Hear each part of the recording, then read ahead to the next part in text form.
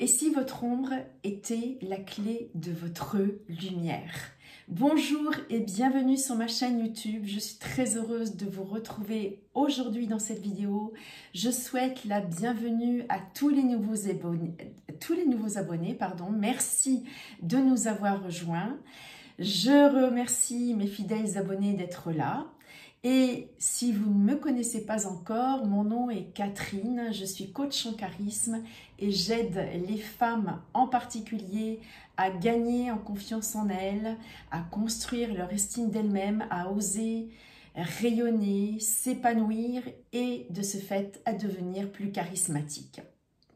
Parfois, nous sommes en colère contre nous-mêmes parce que nous refusons la permission de nous exprimer comme nous le désirons profondément. Dans notre esprit, nous sommes parfois révoltés contre nos parents parce qu'ils nous ont réprimés dans notre enfance, parfois.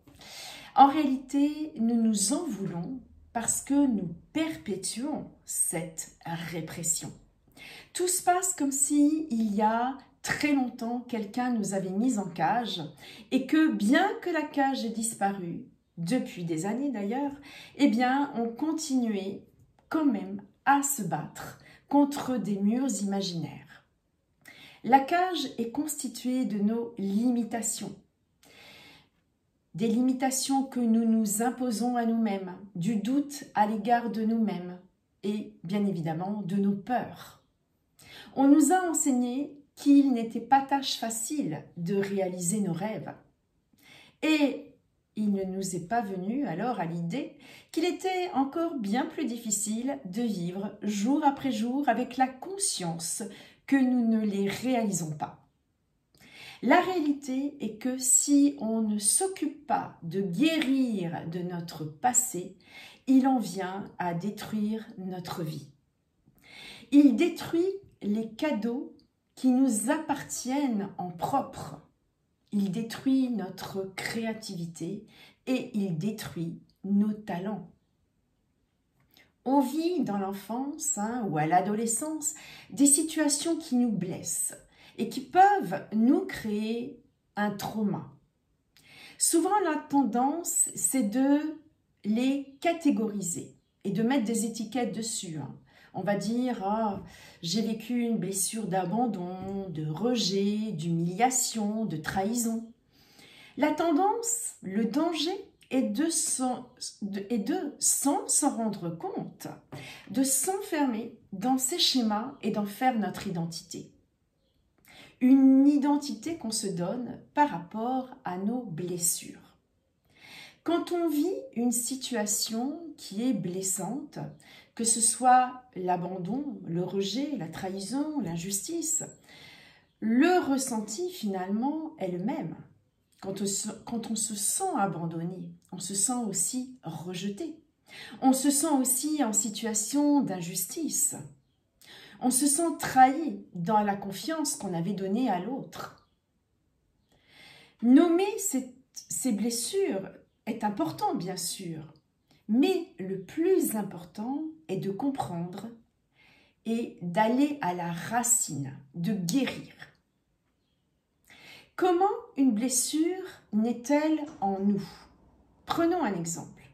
Vous êtes enfant et vos parents se disputent violemment, avec beaucoup de haine et de détestation. Il ne s'agit pas là, attention, de blâmer nos parents qui ont été eux-mêmes peut-être en souffrance ou en incapacité à ce moment-là d'en sortir. Mais il s'agit de comprendre le mécanisme. Quand les parents se disputent, eh bien la plupart du temps, un enfant va se mettre à pleurer de toutes ses forces et de tout son être.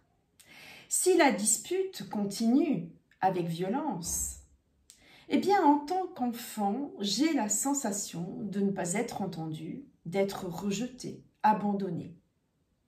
La sensation que je n'ai pas d'importance ni de valeur. Bref, je ne me sens pas aimée dans ce moment précis où je sens que mes parents ne répondent pas à mes besoins, ni à l'attention dont j'ai besoin. Je vais donc sentir une coupure avec eux, un manque d'amour de leur part. Ce qu'il faut comprendre, c'est qu'un enfant internalise tout ce qui lui arrive comme étant sa faute. Il prend tout personnellement, tout est à propos de lui. Il observe le monde avec des yeux neufs et va prendre ce qui se passe comme étant de sa responsabilité. C'est un mécanisme inconscient et c'est vraiment important de le comprendre. Dans le cas de la dispute violente où mes parents ne répondent pas à mes appels, je ne vais pas ressentir leur amour. Et pourtant, ça ne veut pas dire qu'ils ne m'aiment pas. C'est très important d'ailleurs de comprendre la nuance entre les deux. La plupart du temps, un parent aime son enfant. Parfois, ça n'est pas le cas, mais la plupart du temps, ça l'est. Ça ne veut pas dire qu'il sait comment l'aimer. Et peut-être que vos parents ont pu vous aimer sans que vous vous sentiez aimé par eux pour autant. Le coach et la psychologue américaine Marisa Peers dit que quand un enfant ne se sent pas aimé de ses parents, il n'arrête pas d'aimer ses parents. Il arrête de s'aimer lui-même. Et c'est là que la blessure opère et qu'elle naît véritablement. Parce que l'enfant l'internalise immédiatement comme quelque chose qu'il mérite. Il va alors commencer à s'abandonner. Et c'est à partir de là qu'on va aller chercher à travers les autres à guérir nos blessures. En fait, ce que l'on recherche véritablement, c'est soi-même. C'est vous que vous recherchez quand vous recherchez à être apaisé par quelqu'un d'autre. Vous cherchez finalement à reconstruire cette relation qui a été brisée à l'intérieur de vous. C'est la relation à vous-même que vous cherchez à combler. En réalité, personne ne pourra vous donner cet apaisement à part vous, car c'est vous qui avez arrêté de vous aimer. En fait, nous avons une relation avec nous-mêmes avant d'en avoir avec les autres. À la naissance, on ne se déteste pas. On est plein d'amour envers soi-même.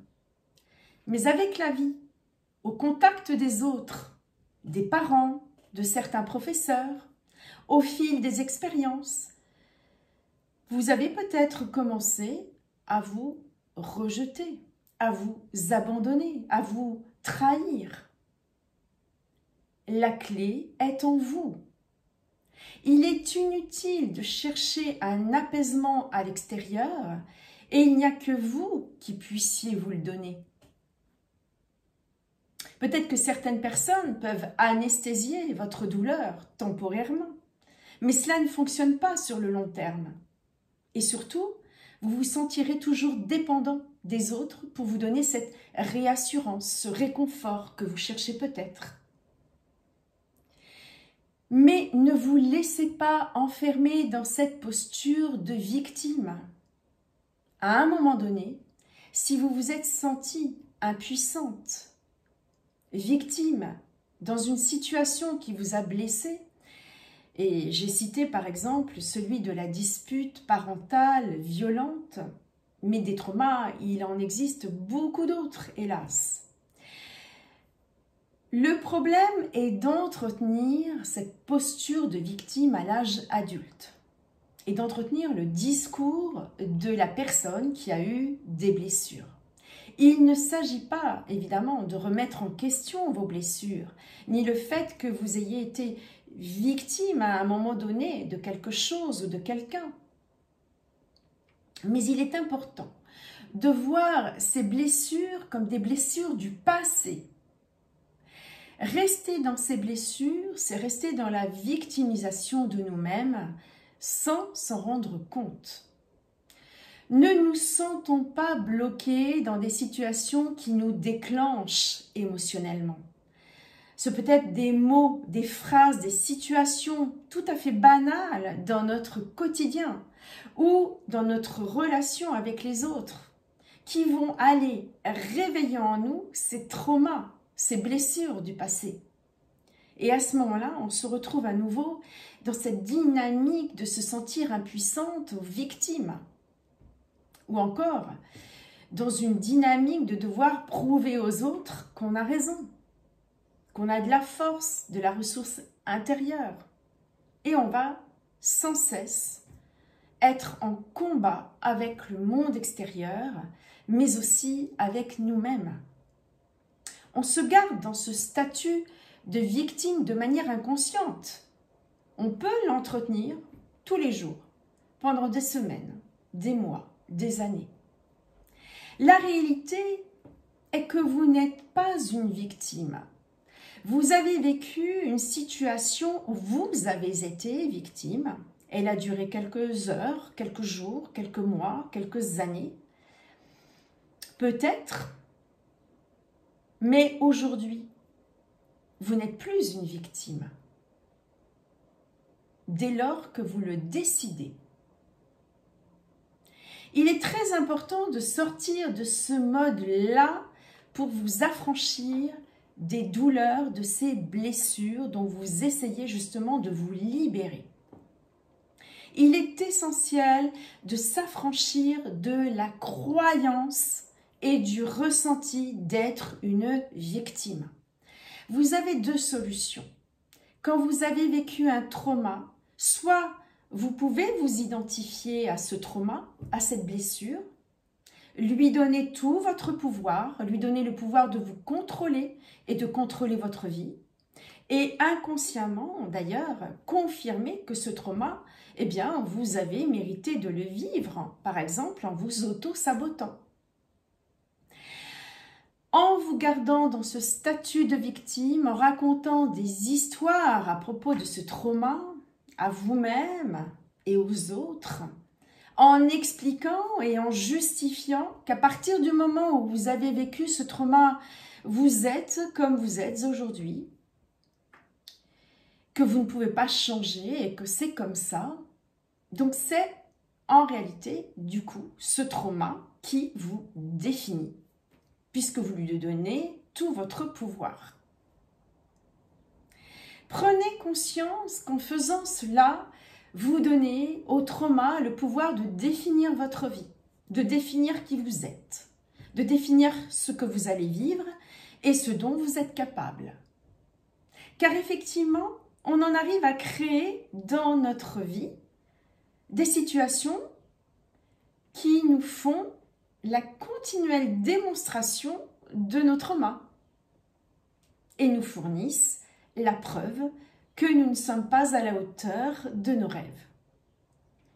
Or, nous sommes les seuls à pouvoir mettre un terme à ce cercle vicieux.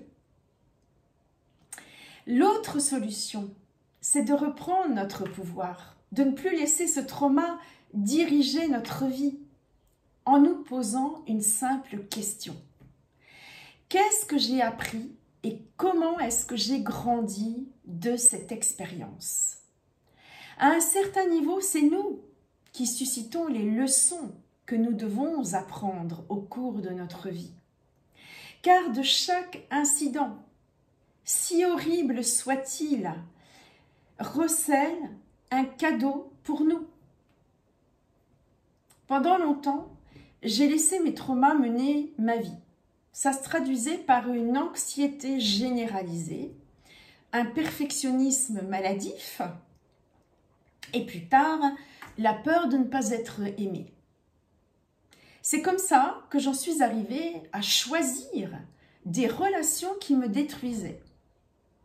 Juste parce que je cherchais à l'extérieur cet apaisement dont je vous parlais juste avant. C'est comme ça que régulièrement, je me faisais piétiner, harceler, injustement traiter dans ma vie et au travail. Mais c'est aussi grâce à tout ce que j'ai vécu, que j'ai développé d'autres qualités, que j'ai voulu en apprendre davantage sur la psychologie humaine et que je suis aujourd'hui, grâce à toutes ces expériences, en capacité d'aider d'autres femmes. L'idée est de voir et d'appréhender vos blessures différemment. Et c'est ce que je préconise.